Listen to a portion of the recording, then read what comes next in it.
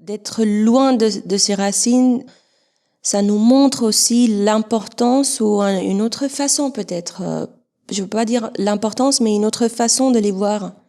Quelque part, j'avais besoin de prendre un recul et regarder ma culture, mon pays, mes traditions dans une autre façon. Et mon séjour, mon voyage en France, ça m'a beaucoup aidé. Ça joue un grand rôle dans ce processus de reconnecter à mes racines.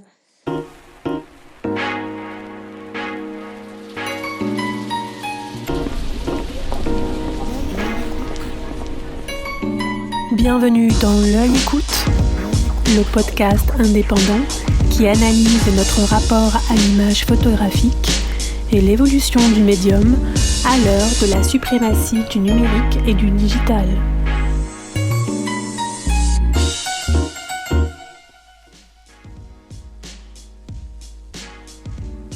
Dans les pas de photographes indiens de premier plan tels que Raghurai ou Prabhudas Dasgupta, le travail de la photographe indienne Sanjyot Telang révèle à merveille le talent de cette nouvelle génération d'artistes indiens qui tirent son épingle du jeu dans un marché de la photographie avide de signatures nouvelles venues d'ailleurs, mais hybridées d'autres cultures.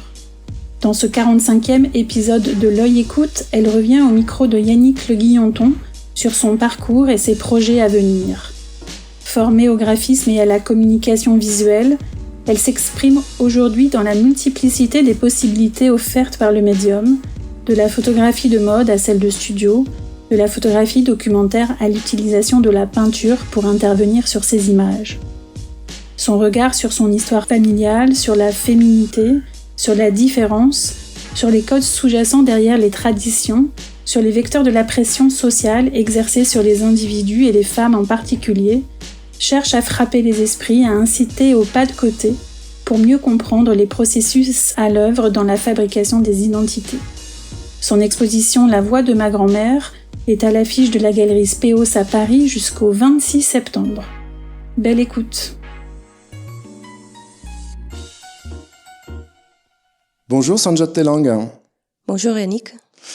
Nous sommes aujourd'hui à la galerie Speos dans le 11e arrondissement où vous exposez jusqu'au 26 septembre une série intitulée La voix de ma grand-mère. Alors pour vous présenter en quelques mots, vous êtes indienne, vous venez de Bombay, vous résidez en France depuis 2012 et vous pratiquez la photographie depuis 15 ans environ. Des images qui étaient initialement orientées vers la mode et la publicité. Vous enseignez par ailleurs la photographie de studio chez Speos et vous venez tout juste d'intégrer le HESS qui devrait vous emmener vers une thèse en anthropologie d'ici 4 ou 5 ans. Alors, avant qu'on rentre dans le vif du sujet, est-ce que cette présentation rapide reflète bien votre parcours professionnel ? Tout à fait. Je pense que vous avez bien résumé mon parcours artistique et là maintenant académique. Alors on va en parler un peu plus en détail évidemment. Il y a une chose que je n'ai pas mentionnée, c'est la bourse du talent que vous avez remportée en 2017 dans la catégorie mode, où vous travaillez avec des jeunes atteints de trisomie 21. De quoi s'agissait-il exactement ? Est-ce que c'était une façon d'interroger la norme, la fragilité ? Oui, je peux dire la fragilité, mais aussi le regard de soi-même, de donner une expérience aux enfants, aux jeunes, pour montrer un regard différent sur eux-mêmes. Donc, je pense que c'était ça l'inspiration au début. C'était lié aussi peut-être à la beauté, parce que c'était des enfants, en fait, qui étaient... Donc, il y a une attention très particulière qui est liée à la lumière, mais vous aviez fait aussi appel, je crois, à une maquilleuse, à une coiffeuse. Oui. Donc, on était vraiment dans une photographie de studio assez élaborée. Oui, je pense que c'est mon métier de travailler dans la mode qui m'a aussi inspiré de garder la même ambiance. Et souvent, je pensais, est-ce qu'il y a des gens qui n'ont jamais posé devant un appareil photo? Comment ils se sentent? Qu'est-ce qu'ils pensent aussi de eux-mêmes? C'est très, très lié à la définition de la beauté en général. Et ça commence toujours avec le regard, l'intérieur et puis l'extérieur. Mais je pense que c'est dans la société aujourd'hui où, depuis longtemps, on peut dire, c'est inversé. On attend ce regard de l'extérieur d'abord et puis de l'intérieur. Et que ça m'a intriguée. Et c'était voilà. Et alors ce premier projet, on l'a pas dit, mais vous l'avez réalisé en Inde, Oui. Ce projet avec les jeunes trisomiques. Par la suite, en fait, vous avez été contacté, je crois, par l'hôpital Trousseau à Paris, qui vous a demandé si vous pouviez travailler avec des jeunes, alors qui pour le coup n'étaient pas atteints de trisomie, mais qui étaient hospitalisés sur une longue durée. Donc vous avez fait une autre série de portraits. Oui. Est-ce que c'est déjà une façon de travailler complètement différente? Vous étiez peut-être plus sur le temps long aussi cette fois-ci? Oui, je pense l'idée de base, c'était assez similaire, mais l'ambiance, la manière de travailler, c'était très très différent. Je peux dire en Inde, j'étais plus à l'aise avec ma langue régionale ou en anglais, avec les enfants.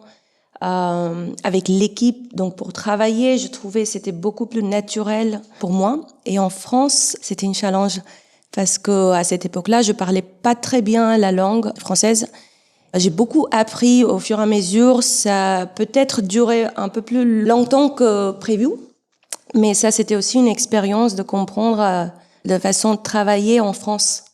Avec Quelle est la différence majeure que vous avez rencontrée à cette époque-là, puisque c'est des sujets assez proches? Oui, c'est des sujets assez proches, mais j'ai pris beaucoup de temps à faire connaissance avec les enfants, la famille, l'équipe de l'hôpital et en même temps, bien sûr, l'administration française.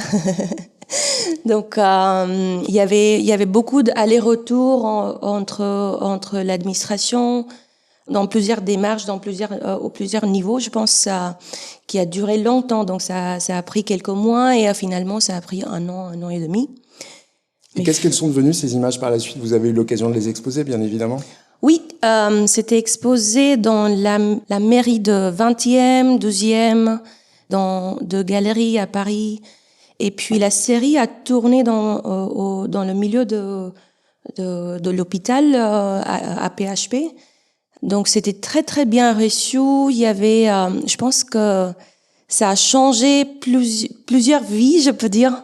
Ça a changé le regard sur la maladie? Oui, surtout le regard. Comment on traite les enfants ou les adultes qui sont en situation de handicap. Donc est-ce qu'on peut donner la chance aux autres? C'est ce que je peux faire dans mon pouvoir, c'est de faire poser devant un appareil photo, parler, parce que surtout pour les enfants ou les jeunes, toute leur vie, et c'est très jeune, à 7 ans, 8 ans, 15 ans, toute leur vie, ils ont pensé qu'ils sont malades. Et c'est un regard très très dur, je pense, pour un enfant. Et j'avais envie de montrer que vous êtes plus que ça. Donc c'est ça, c'était important. Alors on va poursuivre le voyage et on va revenir en Inde. C'est un pays qui inspire toujours les photographes occidentaux. J'ai interviewé par exemple Denis Dailleux, Tina Mérandon, Marie Dorini ou Thomas Jorion, qui ont travaillé sur ce pays dans des genres totalement différents. Pourriez-vous nous dire à quoi ressemble aujourd'hui la photographie indienne? Est-ce qu'il existe des tendances, des écoles, des façons de faire? Oui, tout à fait. Il y a plein de choses qui ont changé en Inde. Aujourd'hui, on a plusieurs femmes photographes parce que ce métier, pendant longtemps, était dominé par les hommes. Et aussi, il y avait une tendance d'avoir les images photojournalistiques ou documentaires. C'est-à-dire que les genres qui étaient représentés, c'était plus la photo de news, c'était plus peut-être la photo de mode aussi, puisque vous avez travaillé dans la mode en Inde. Non? Oui. La mode, oui. Photo de mariage, oui. Depuis 15 ans, on peut dire 15-16 ans. Sinon, avant les années 90, quand j'étais petite, il y avait pas mal des documentaires. Donc, c'était un regard assez particulier sur l'Inde comme un pays. Je pense qu'il y a plusieurs clichés dans ce métier pour l'Inde, je pense. Et vous, justement, quand vous voyez des photos qui sont réalisées par des étrangers, par des occidentaux, et des photos qui sont prises de l'intérieur, j'imagine aussi qu'il y a un vrai gap. Est-ce que vous pouvez nous en parler? On était très inspirés par les photographes de l'étrangère, peut-être parce qu'on était une colonie anglaise et c'est les Anglais qui nous ont initié à la photographie avec un appareil photo. Donc, je pense qu'on était très influencés par cette tendance. Mais petit à petit, je vois depuis quelques années... Une forme de signature. Oui, tout à fait. Parce que dans ce pays, photographie, c'est un métier, on pense, c'est pas rentable. Pendant longtemps, je pense que on croyait que c'est pas rentable. Et c'est très récent, c'est avec ma génération qu'on voit le vrai changement. Et aussi avec, bien sûr, numérisation de l'appareil photo, que c'est beaucoup plus accessible. Donc aujourd'hui, je pense qu'on voit des belles projets, des belles images conceptuelles, artistiques. Donc ça prend des racines. Et je pense que il y a un marché qui existe aussi pour la photo en Inde. Il y a des galeries. Est-ce qu'il y a une foire, par exemple, comme Paris Photo? Foire, au moins, moi, j'ai pas entendu pour l'instant, non. Mais oui, il y a plusieurs galeries, il y a plusieurs forums. On peut dire, c'est ce qu'on dit forum, c'est un groupe des photographes qui se réunissent pour discuter. Donc, c'est ce qui se passait, je pense, à Paris dans les années 50. Ça existait, ça commençait en fait à exister. Il y a plusieurs écoles aujourd'hui de la photographie. Vous m'aviez dit, je crois, que c'était aussi beaucoup mêlé à la publicité, au design, en fait, la photographie. Oui. C'est peut-être un genre qui aujourd'hui existe en soi, mais c'était plutôt la combinaison. La combinaison fonctionnait de cette façon-là. Nous, on a une notion d'avoir un métier plus pragmatique. Donc, si on fait la photo, il faut que ça marche quelque part, il faut qu'on vend quelque chose ou il faut que ça soit rentable. Exactement, c'est le mot rentable. Donc, oui, personnellement, moi aussi, j'avais ce parcours d'avoir travaillé dans la publicité, justement pour cette raison. Et vous-même, quels ont été vos premiers contacts avec la photo? Quelle était votre pratique avant de venir en France, puisque vous avez commencé la photo là-bas? Oui, tout au début, j'ai commencé la photographie en fait à l'université. On avait un module de photographie, mais il y avait que ça. J'étais inspirée beaucoup plus quand j'ai bossé dans la boîte de publicité, que j'ai bossé avec les photographes, que je travaillais comme une directrice artistique. Puisque vous avez fait des études de pub. Oui, c'est le graphisme et communication visuelle, design. J'ai commencé dans une boîte de design ou publicité. Et c'était ici que j'étais beaucoup plus attirée par ce métier. Et pratiquement, j'ai commencé à faire la photo pour cette boîte avec la clientèle qu'on avait déjà. Et aussi les photos de mariage, qui est en Inde, voilà. Le mariage en Inde, c'est un vrai business. Waouh, c'est un grand business qui a beaucoup changé depuis des années. Au début, c'est ce qu'on appelait candid photography, c'est-à-dire c'était une extension, j'imagine, de photojournalisme. Un petit reportage avec des belles photos de couple, de la famille qui regarde. Voilà, c'était assez esthétiquement, c'était assez particulier. Qu'aujourd'hui, ça a beaucoup changé. Aujourd'hui, les mariages indiens, c'est pas comme les mariages occidentaux qui se passent à la mairie, à l'église ou ailleurs. Non, waouh, ça dure quelques jours. C'est un festival, c'est un festival de la famille, quoi. Ça peut durer entre un jour à 5 jours, avec plusieurs cérémonies. Et donc aujourd'hui, on peut dire que c'est les photographes et les vidéastes qui dirigent la cérémonie, en fait. C'est assez drôle. Bon, la cérémonie reste religieuse, mais pour la photo, tout est orchestré, je peux dire très dirigé. Donc c'est ça qui a beaucoup changé dans ce métier de photographie de mariage. Avec un staff conséquent. Oui. Ouais, il y a plusieurs photographes. Est-ce que vous aviez en tête, quand vous étiez donc étudiante, quand vous avez commencé la photographie en Inde, est-ce que vous aviez en tête une figure importante, un ou une photographe que vous aimiez particulièrement, ou que vous connaissiez bien, qui faisait partie du paysage? Oui, je pense que quand j'étais jeune, il y avait surtout un photographe qui s'appelle Raghurai, qui est connu comme le père de photographie, en fait, father of photography en Inde. On est dans quelles années? Dans les années 50? Ça, c'est les années, on peut dire 70, 80, 90. Et pour moi, j'étais beaucoup plus inspirée par un photographe particulièrement qui travaille dans la mode et aussi qui faisait des photos conceptuelles à cette époque-là, qui s'appelait Prabuddha Das Gupta, qui m'a beaucoup inspirée, montrait une vision hors de la norme pour les traditions indiennes ou la vision, on peut dire... une vision moins cliché de ce qu'on peut voir tout à fait, habituellement. très audacieux, très osé, qui m'a beaucoup parlé. Et c'était une grande inspiration pour moi. Qui vous a ouvert un peu la voie. Oui. Ragouraï, je crois qu'il était lié à Cartier-Bresson et à l'agence Magnum. Oui, tout il à était fait. plutôt de l'école du photojournalisme, Tout du à fait, photoreportage. oui. You want to read the light, you want to understand the light, you want to feel the light, and at the same time you want to understand this person who's sitting in front of you. Now, if you're working in fashion, Alors Sanjot, on vous entend ici en fond sonore dans votre activité de prof où vous enseignez la photographie de studio. J'aimerais savoir quel rapport vous entretenez avec la lumière. Est-ce que pour vous, c'est la première étape pour interpréter le réel? Absolument. Je pense à la lumière. On dit light is everything. La photographie, d'ailleurs, c'est composé avec la lumière aussi. Tout à fait. Et je pense que ça commence avec qu'est-ce qui est la belle lumière. Et la lumière, il faut ressentir dans le cœur, je trouve. C'est ça la belle lumière. Et quand on imagine, on visualise dans la tête et on arrive à réaliser ça avec un appareil photo. Donc ça commence dans le cœur, j'imagine. La lumière qu'on aime, qu'on n'aime pas, qu'on préfère. Donc c'est ça la question que je demande aussi à mes élèves souvent. Qu'est-ce que vous voulez voir? Qu'est-ce que vous voulez éclairer? Donc et il y a un objectif certainement aussi, puisque la photographie de studio, c'est quand même beaucoup une photographie de commande.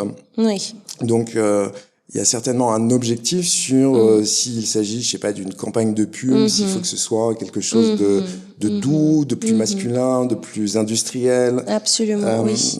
Donc c'est assez subtil quand même comme approche. C'est très très subtil. Il faut savoir comment donner les émotions, un caractère à la lumière. C'est ça notre boulot aussi, et surtout dans un studio quand on crée la lumière. Donc on est en train de jouer un dieu, si je peux dire ça, modeler des choses, orchestrer des choses. C'est vraiment la création de point zéro. Donc normalement la toile est noire et on peut ajouter une lumière, 2 lumières, 5 lumières, 11 lumières si vous voulez. Et c'est le triangle, en fait, c'est ce qu'on ressent, c'est ce qu'on visualise et c'est ce qu'on réalise. Donc c'est toujours dans ce triangle que la communication se passe. Et si on arrive à avoir une belle photo, c'est ça le aha moment, je pense, pour une photographe dans un studio. Ça prend combien de temps? J'imagine que c'est très variable, mais généralement quand vous enseignez à vos étudiants, vous enseignez déjà avec sûrement de la nature morte, des modèles, donc il y a un mix un peu de tout. Combien ça prend une photo? Pour réaliser une photo, ça peut prendre toute une journée, toute une nuit ou 1 heure simplement? Ça va prendre la vie. Non, ça dépend. Ça peut être méditatif. C'est pour ça que je demande à mes élèves, quand on entre dans un studio, c'est vraiment comme quand on entre dans un temple ou un espace sacré. On accueille, ça peut être une modèle, ça peut être une idée, ça peut être une vision. Il faut être aligné quelque part pour regarder, pour vraiment voir ce qui se passe. Donc parfois le silence, c'est très important. La musique peut être très important, le mouvement peut être très important aussi. Donc ça peut prendre 10 minutes, 10 heures ou 10 ans pour avoir la vraie lumière, c'est ce qu'on ressent. Est-ce que vous croyez à l'intelligence artificielle, puisqu'on en parle beaucoup, qui crée des images? Est-ce que vous pensez que le rendu à l'heure actuelle peut être assez proche de ce que vous réalisez, vous, en passant des heures sur une image? Est-ce qu'il y a une vraie concurrence de ce côté-là? C'est une très bonne question parce que je trouve, il y a une raison pourquoi on appelle intelligence artificielle, et le mot artificiel c'est très important parce que c'est pas humain. Je pense quelque part ça peut nous aider à visualiser quelque chose qu'on n'arrive pas à voir tout à fait. Donc ça peut nous aider à créer quelque chose. Mais Un peu comme un brouillon. oui, exactement, comme un test. Pourquoi pas? Mais finalement, je pense la participation de notre cerveau et la main, le cœur, donc ce triangle, c'est ce que j'ai parlé tout à l'heure, si on arrive à pratiquer correctement cette communication, il y a une subtilité, il y a une fragilité chez un humain, et c'est ça la différence entre un robot et le humain, je pense, qu'on peut jamais comparer. C'est ça qui est très important. Donc vous rassurez vos étudiants, il y aura toujours du travail dans les années à venir. Alors Sanjot, on va passer maintenant à l'exposition, puisqu'on est au cœur de votre exposition. Vous présentez au total une vingtaine d'images. Ce qui vous importe ici, c'est de vous pencher sur votre histoire familiale. Ce projet, il a pris forme quand vous constatez que les femmes de votre clan, elles sont absentes. Il n'y a aucune trace de leur nom dans votre arbre généalogique. Est-ce que c'est le fait de vivre à Paris depuis 10 ans qui vous a donné l'envie de vous tourner vers vos racines? Oui, d'être loin de ses racines, ça nous montre aussi l'importance ou une autre façon peut-être. Je veux pas dire l'importance, mais une autre façon de les voir. Et j'avais besoin de ça quelque part quand j'ai quitté l'Inde. Je pense qu'il y a plein de choses qu'ils ont imposées sans explication. Je suis une personne très curieuse et j'ai besoin des réponses. Il n'y avait pas de réponse forcément autour de moi et j'avais besoin d'aller chercher ailleurs. Quelque part, j'avais besoin de prendre un recul et regarder ma culture, mon pays, mes traditions dans une autre façon. Et mon séjour, mon voyage en France, ça m'a beaucoup aidé. Ça joue un grand rôle dans ce processus de reconnecter à mes racines. Parce que vous êtes parti, en plus, vous étiez jeune, Oui. enfin, vous l'êtes toujours, mais vous aviez 22 ans, je crois. Donc, on en ajoute 15 aujourd'hui. Donc, ça vous permet aussi de décrypter les choses de façon un peu différente. Absolument. Je pense que j'ai beaucoup appris ici à assumer mon corps, mon rôle, être une femme d'abord, être indienne de base. Et j'ai pas compris tout ça quand j'étais jeune. Même quand au début en France, j'ai pas compris tout ça. Donc il y avait beaucoup de questionnements sur mon identité, mon existence, cette histoire de ma famille, de ma communauté. Donc Paris surtout, Paris c'est une ville qui m'a beaucoup aidée à prendre vraiment la place. Est-ce que vous diriez que Paris vous a rendu de fait plus indépendante, puisque bien évidemment, vous êtes arrivé, vous étiez seul ici, enfin vous aviez certainement des gens autour de vous, mais vous aviez quitté le cocon familial. Complètement. C'est le vrai challenge, je pense. Quand on voyage, on apprend beaucoup de choses de nous-mêmes. Et surtout quand on habite dans une ville, dans un pays étranger, quand on parle pas la langue, on connaît pas du tout la culture. C'est un vrai test de survivre.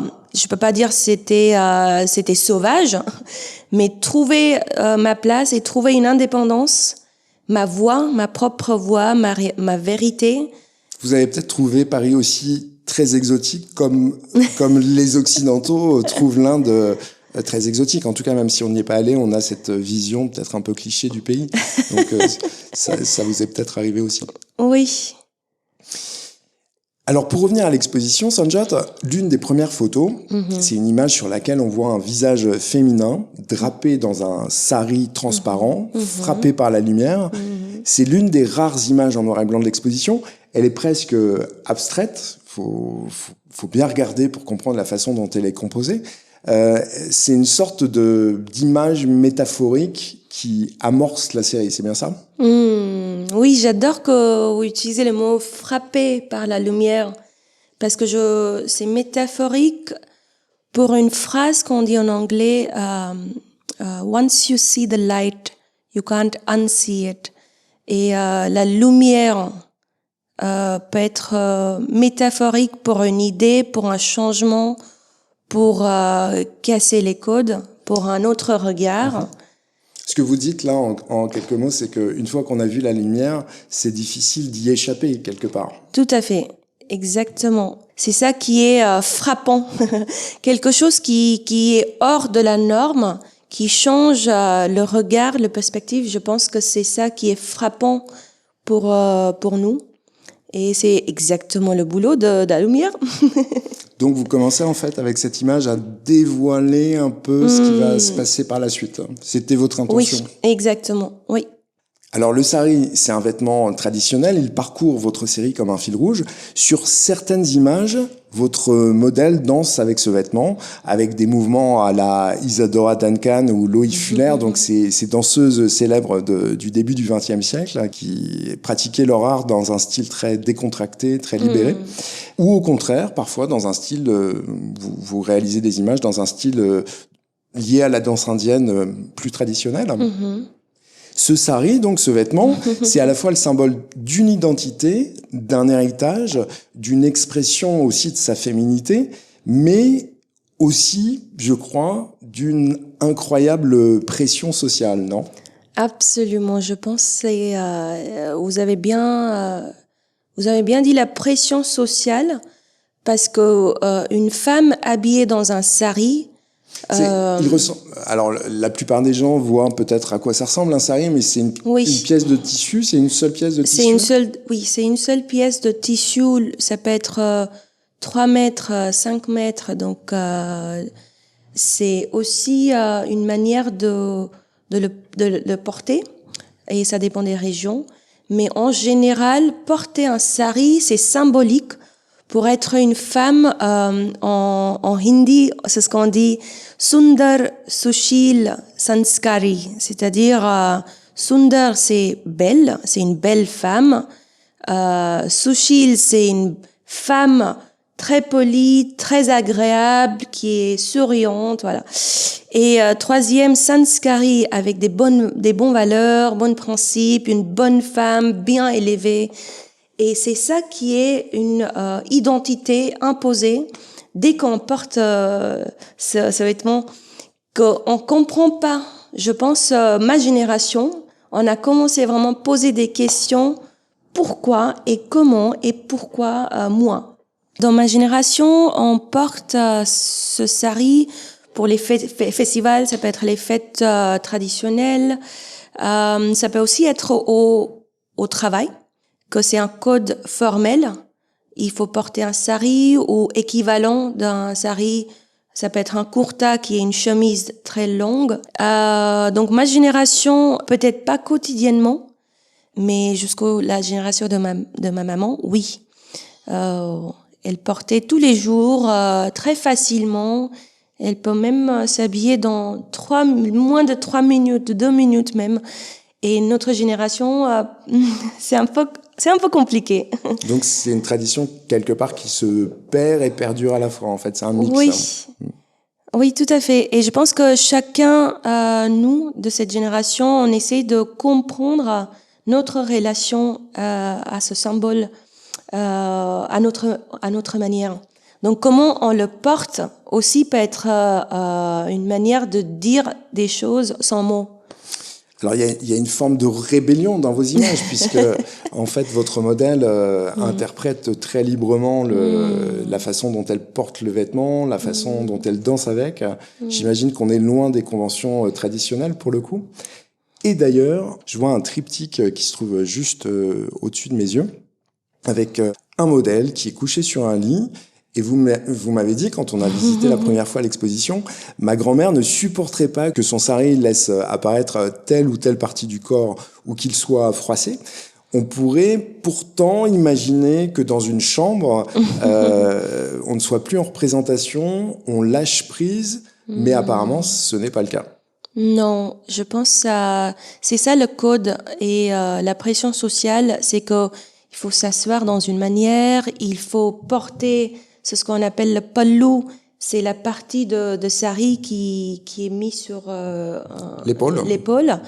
Et la manière de le porter, que ça tombe pas, qu'on montre pas le ventre ou le bras, etc. Donc c'est très traditionnel. En même temps, en fait, quand on voit cette photo, vous l'avez réalisée dans une chambre. Donc, la chambre, théoriquement, c'est le cœur de l'intime. C'est un endroit dans lequel on pénètre pas comme ça. Oui. Je pense que c'est très rare de trouver un endroit intime pour une femme, peut-être pour un homme aussi, parce que dans la famille traditionnelle en Inde, on habite tous ensemble. Quand je dis tous ensemble, ça s'appelle joint family en anglais. Donc c'est pas une question en fait de caste ou de milieux sociaux, c'est vraiment une vision traditionnelle de la famille. Oui. Donc on habite, c'est possible qu'on habite avec plusieurs générations ensemble dans une maison ou dans un appart, si c'est une grande ville comme Mumbai, ou un nuclear family, mais quand même on a un homme ou deux hommes qui peut être le frère ou le père. Donc il y a un code. On peut pas s'asseoir ou on peut pas lâcher complètement devant quelqu'un. Donc c'est ça la question d'intimité qui est une vraie question pour une femme. Je peux dire pour une femme parce que je peux parler pour moi, mais ça peut aussi être le même cas pour la famille ou les gens autour. Et donc évidemment, à travers cette série, cette question, elle se pose. Elle était évidente pour vous quand vous avez commencé à travailler là-dessus?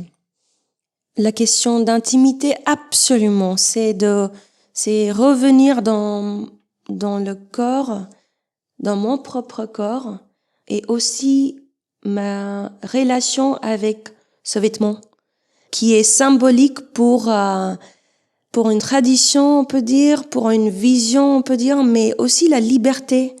C'est un vêtement, on peut danser, on peut le porter dans plusieurs manières. C'est un vêtement paradoxal, ça peut être à la fois un vêtement d'émancipation et un uniforme, presque un uniforme militaire. Oui, et c'est ça les différents rôles qu'une femme peut jouer.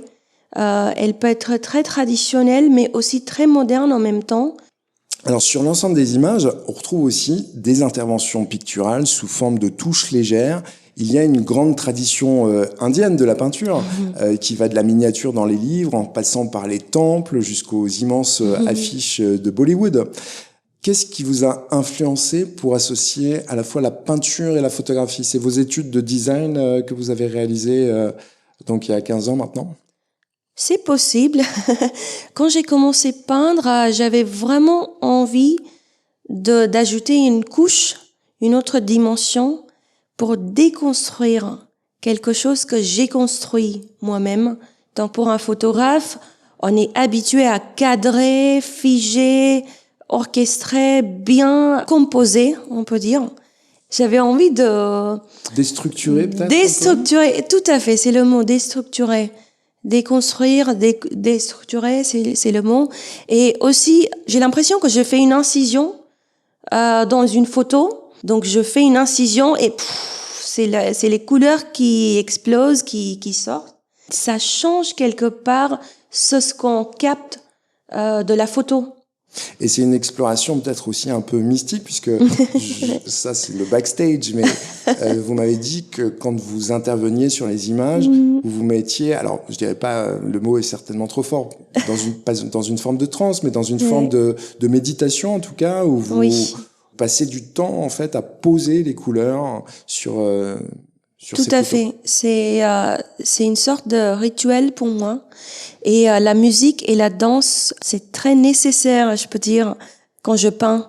Donc parfois j'ai l'impression que je joue en percussion ou un instrument qui n'existe pas quand je peins. Et c'est ça qui est le côté mystique, je peux dire. Je suis mon instinct. Donc il n'y a pas forcément des explications, il n'y a pas forcément la logique derrière pourquoi j'ai caché les yeux ou le visage. Qui intervient sur pas mal d'images d'ailleurs. Oui, c'est pendant la danse, j'ai l'impression que je parle. Donc surtout avec cette série, j'ai parlé avec mes grands-mères. c'est pour ça s'appelle la voix de ma grand-mère. Parce que quand je peins les images, je suis en train de parler, communiquer, papoter comme les filles qui s'amusent, qui dansent, qui chantent, voilà. Une liberté liée Totale. peut-être à l'enfance, je sais pas. Oui, c'est Et- l'enfant de l'intérieur. Et qu'est-ce qu'elles vous chuchotent, ces voix de vos grand-mères? Parfois, elles sont très timides. Parfois, elles sont très fortes dans les idées. Allez, vas-y, ose. Qui t'empêche? Qui t'a dit non? Je te dis, allez, vas-y, go, yes. Donc, c'est ça les inspirations, quelque part, pour moi, personnellement, assumer mon existence ici, en France, étant qu'une Indienne. C'est un côté hybride. Je suis indienne, française. Et parfois, il y a une dualité.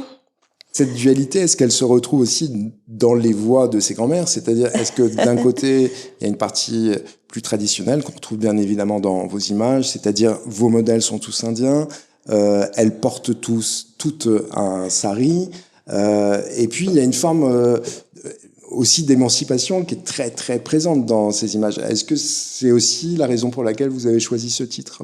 Oui, parce que j'étais assez proche à ma grand-mère maternelle et pas trop la grand-mère paternelle, mais je vois tout à fait les caractéristiques, les deux femmes. Et parfois, c'est ça qui me parle aussi dans mon parcours ici. Ça peut être mon parcours artistique, personnel, professionnel. Et souvent, quand je suis perdue, je peux dire je suis perdue, je sais pas quoi faire, je médite, je danse, je peins et je communique avec les deux femmes pour une réponse. Parfois, elle me répond, parfois elle me répond pas. Et la réponse, c'est toi qui décides finalement. Et c'est ce que tu fais. C'est à toi de choisir. On peut pas choisir pour toi. On peut te montrer ce qu'on a fait. Mais aujourd'hui, c'est ton choix. Alors, avant que l'on ne se quitte, Sanjot, je voudrais qu'on fasse juste une petite description d'une image. Alors, en fait, c'est pas uniquement une photographie.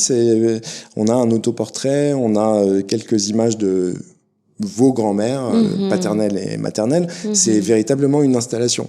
Est-ce que vous pouvez nous en parler, puisque c'est véritablement la pièce qui ouvre l'exposition. Et là, vous avez déjà une démarche plutôt plastique, qui mélange de la photographie avec des inspirations de la mode, en même temps quelque chose de très libéré. Mais là, on est dans un genre totalement différent. Qu'est-ce que vous pouvez nous dire à propos de cette œuvre? J'appelle cette œuvre la sagesse du ventre parce que je l'ai peint avec une intention de créer le ventre de ma mère. Et c'est une sorte de renaissance, de revenir dans mon corps comme une femme pour mettre la lumière sur les histoires des femmes avant moi, qui représentent aussi un chemin, un parcours, les histoires qu'on peut-être répète, on vit sans choix ou avec choix. Et là, je parlais de peinture il y a quelques minutes. Là, la peinture, elle est très présente. C'est presque 75% de peinture et Oui, 25% de photographie. C'est vrai. Je pense que c'est une tempête, c'est une tempête de la peinture parce que un côté, il y a ma grand-mère maternelle et l'autre côté, il y a la grand-mère paternelle et qu'ils ont assises au milieu et il y a deux femmes derrière elles. Et je pense que c'est les photos qui sont représentatives d'une solidarité, une sororité entre les femmes à l'époque. Je connais pas c'est qui exactement. J'étais déçue de pas savoir c'était qui, mais je pense que c'est intéressant. Ça peut être n'importe qui. Ça peut être moi dans ce trio. Moi, je peux être assise au milieu et mes deux grand-mères derrière moi. Et on fait un tour. Ça peut être une histoire de ma grand-mère paternelle. Parfois, ça peut être côté maternel. Donc, c'est ça le jeu qu'on est en train de vivre. Parfois, on comprend pas une histoire qu'on crée, une histoire qu'on vit. Ça peut être une continuation de quelque chose. Alors, comme vous nous l'avez dit, la pièce, elle s'intitule « La sagesse du ventre ». Et donc, c'est un véritable utérus. Donc, d'un côté, on a votre famille, votre grand-mère maternelle. De l'autre côté, votre grand-mère paternelle. Au centre, bien évidemment, c'est vous. Dans un autoportrait où on ne vous reconnaît pas, d'ailleurs. En fait, il y a une ambiguïté. Ouais. Et puis, dessous... Il y a des écheveaux de laine qui tombent sur le sol, qui rejoignent une petite plante que vous avez posée au sol. C'est quoi ça? Alors, en fait, c'est dans ce ventre qu'on entend les chuchotements de la ligne ancestrale. Ici, c'est la communication on peut avoir de la famille entière, les deux côtés. C'est cet espace qui est un espace sacré, qu'on hérite plein de choses. Donc c'est ça la laine pour moi. C'est un symbole des femmes. On avait une rituel entre les femmes quand on mit l'huile et on tresse les cheveux des femmes par génération. En Inde, comme dans d'autres pays asiatiques, les cheveux pour une femme ont une importance capitale, quoi. On les porte longs la plupart du temps. Et justement, au milieu, ça c'est mon autoportrait, avec un appareil photo visiblement dans une réflexion qu'on voit. Et parfois, on ne sait pas si c'est un homme ou c'est une femme. Et, parce que vous portez les cheveux courts et volontairement, je pense, vous avez un peu, pas dissimulé votre visage, mais votre visage sous la peinture est méconnaissable. Oui.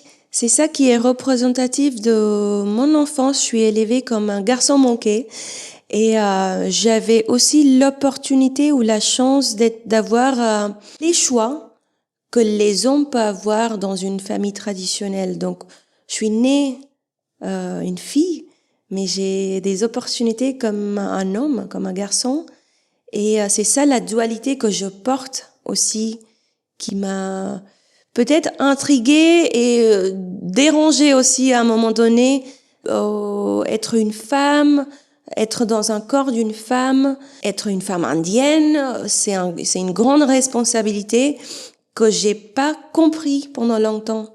Et c'est ça, je pense, l'image représentative de cette dualité. Et la photo, c'est l'appareil photo qui reste c'est mon instrument pour m'exprimer. Alors là, en fait, on est avec cette œuvre, on est au début d'une longue enquête qui vous amènera peut-être, bien évidemment, à développer votre projet sur cette thématique. Vous n'en êtes qu'aux prémices. Alors Sanjot, si on veut retrouver vos images, on peut regarder votre site internet sanjottelang.com, Sanjot Telang. Et bien évidemment, on peut venir ici à la Galerie Speos, 8 rue Jules Vallès dans le 11e, pour voir vos images jusqu'au 26 septembre. Merci beaucoup Sanjot. Merci Annick. Merci de votre écoute. On se retrouve très vite pour un nouvel épisode. Et en attendant, comme d'habitude, n'hésitez pas à laisser des messages et des étoiles sur vos plateformes préférées.